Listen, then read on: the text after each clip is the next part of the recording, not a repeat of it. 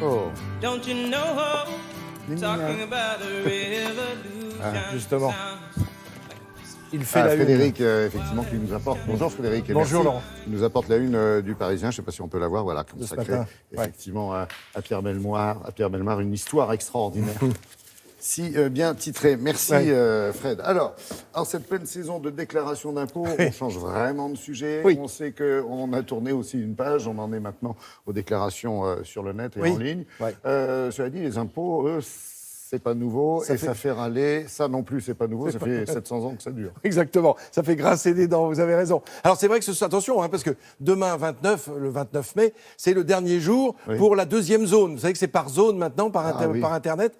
Donc ça va jusqu'au département 49, donc le Maine-et-Loire. Et à partir de demain, enfin jusqu'au 3 juin, c'est du numéro 50 jusqu'au dernier, donc à partir de la Manche. Voilà, pour vous dire juste qu'on est en pleine saison de déclaration, vous avez raison de le rappeler, et qu'on n'est pas content depuis très longtemps. Alors, vous savez, on parlait des révoltes populaires, on parlait des jacqueries. Oui. Ça, c'est un mot historique qui existe depuis fort longtemps. Pourquoi d'abord ce nom de jacquerie qui vient du prénom Jacques, évidemment, on l'a bien compris.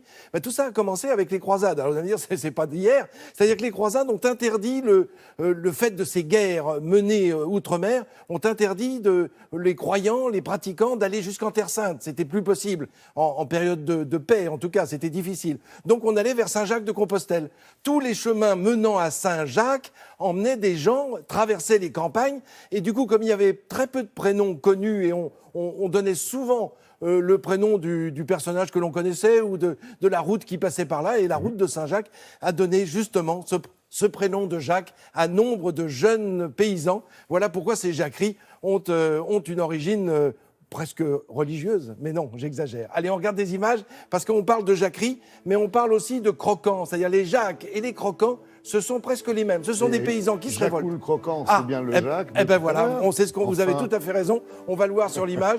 Quand on a écrit en 1839 le fameux roman de Leroy, Jacques ou le croquant, c'était bien ça l'histoire. Alors ces Jacques se révoltent contre la pression fiscale donnée par les rois au fur et à mesure du temps. Voilà un extrait d'un Jacou, ce Jacou qui veut défendre la mémoire de sa mère, qui veut défendre la mémoire de son père, mort aux galères. C'est dire toute la tristesse de ce jeune homme, et qui va mener une vraie campagne autour de lui pour justement se battre contre cet aspect terrible des impôts. Et là, ça va même avoir lieu à Paris, puisque là, on a affaire à la révolte des Maillotins.